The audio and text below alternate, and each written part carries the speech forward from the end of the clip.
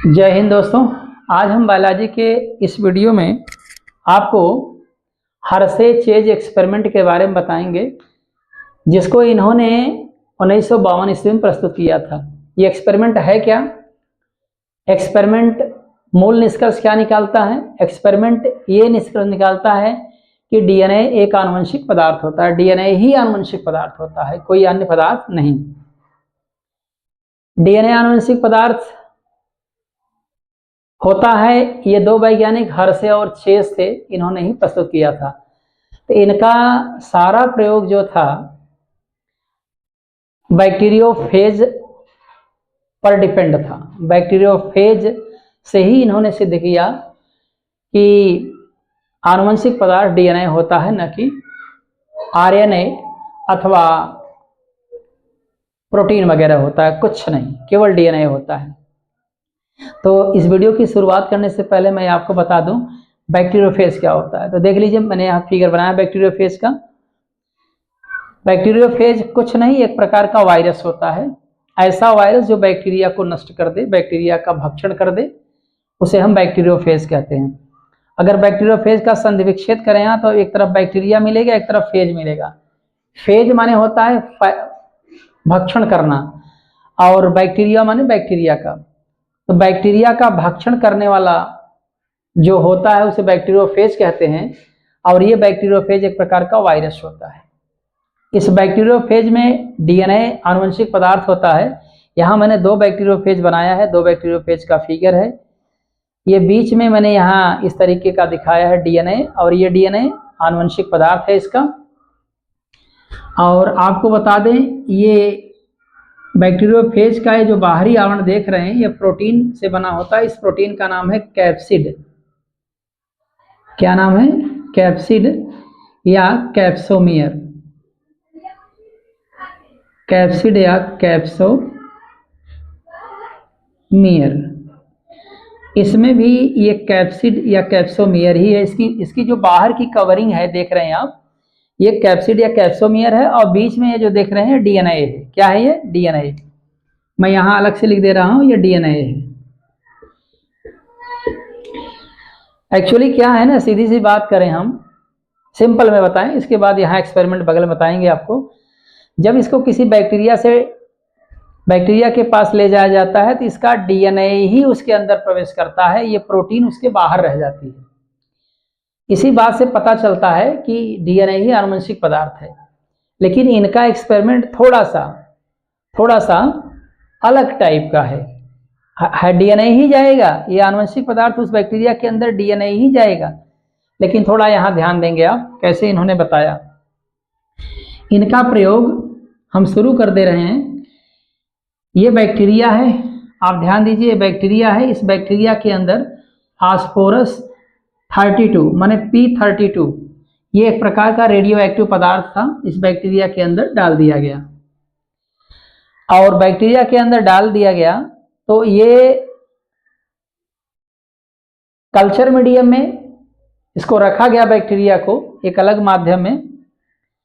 तो ये फास्फोरस इसके डीएनए से जाके जुड़ गया।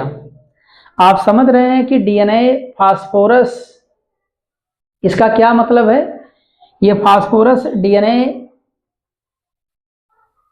में मिक्स हो गया। अब आप क्यों मिक्स हो गया आपको बताएं। एक्चुअली क्या होता है कि आप डीएनए के बारे में जानते हैं। यहाँ देख लीजिए, डीएनए स्पेशली 3 पदार्थों से मिलकर बनता है।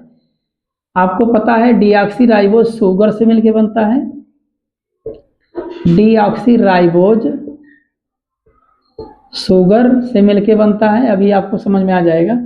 और ये नाइट्रोजन बेस होता है, नाइट्रोजन बेस होता है। और H3PO4 फास्फोरिक एसिड, H3PO4। अगर ये तीनों पदार्थ मिलते हैं तो जाकर के डीएनए बनता है। डीएनए का एक न्यूक्लियोटाइड बनता है, मतलब डीएनए इसी तरीके से बनता है। मैंने आपको पिछले वीडियो में डीएनए के बारे में बताया है।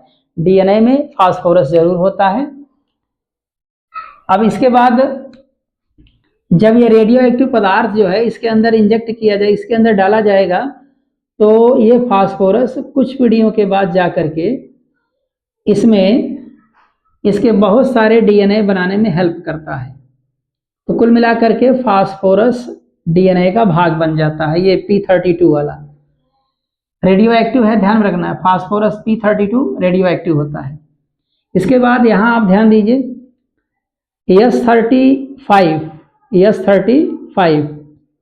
S35 ये रेडियो एक्टिव पदार्थ है।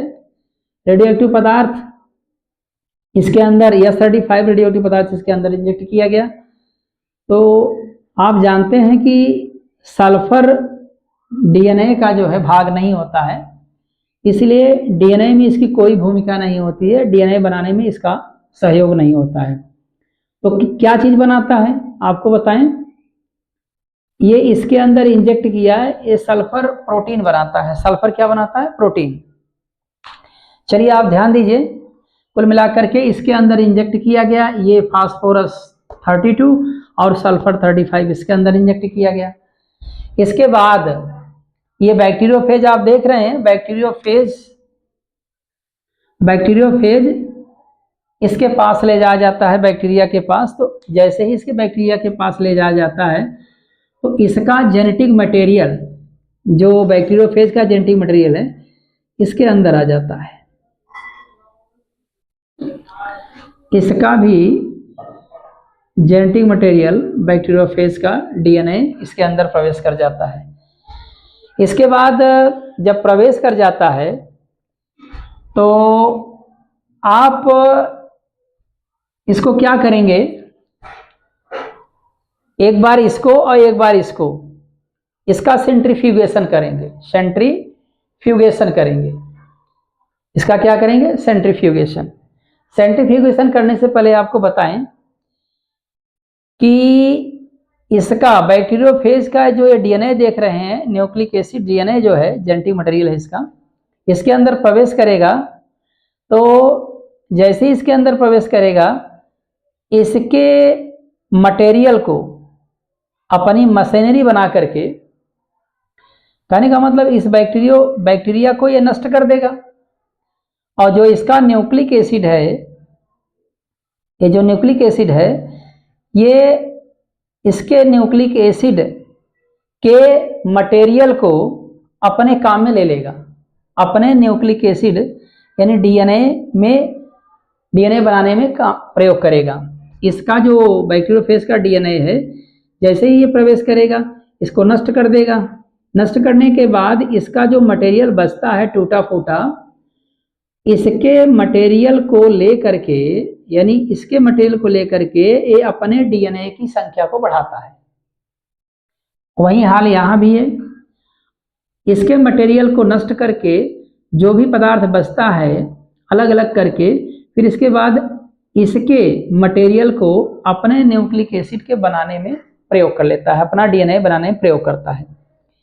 तो अब आप यहाँ देखिए नया, जब आप कुल मिलाकर हमारी बात समझ में आई होगी। इसका जो मटेरियल है बैक्टीरिया का, चूंकि नष्ट हो चुका है, और ये अपने डीएनए को बहुत सारे डीएनए बना लेता है इसके मटेरियल से। अपना कहने का मतलब इसकी मशीनरी का प्रयोग करके अपना न्यूक्लिक एसिड बढ़ाता है।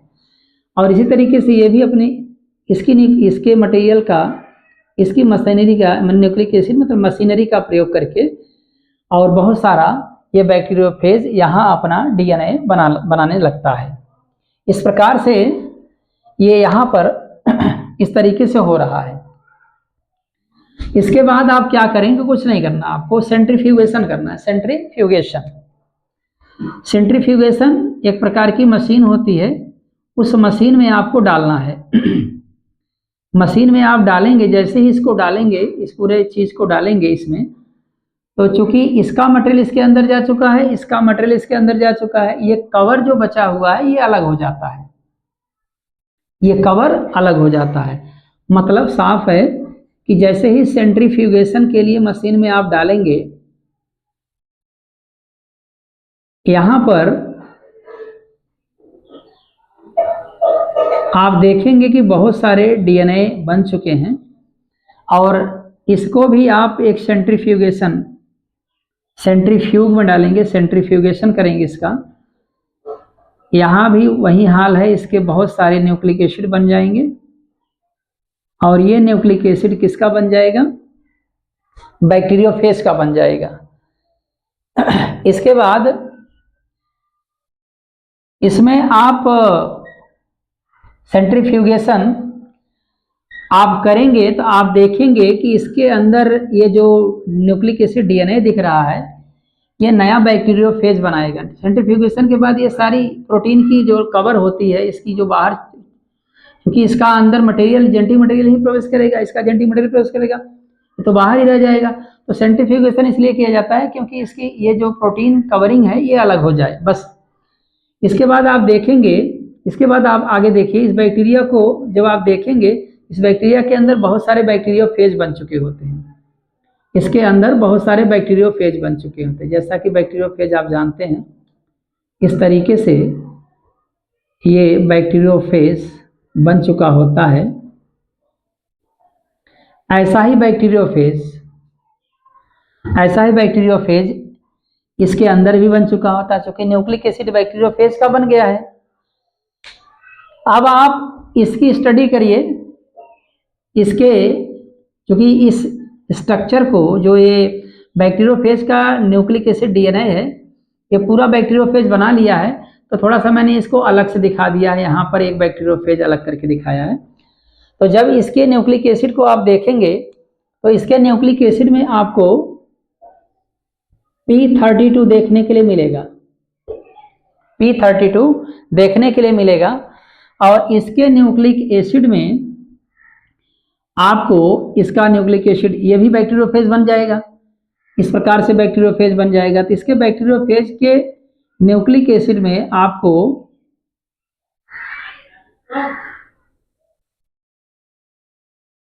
इसके बैक्टीरियोफेज के न्यूक्लिक एसिड में आपको S35 देखने के लिए नहीं मिलेगा, इसमें आपको देखने के लिए मिलेगा P32, लेकिन इसके न्यूक्लिक एसिड में आपको S35 देखने के लिए नहीं मिलेगा।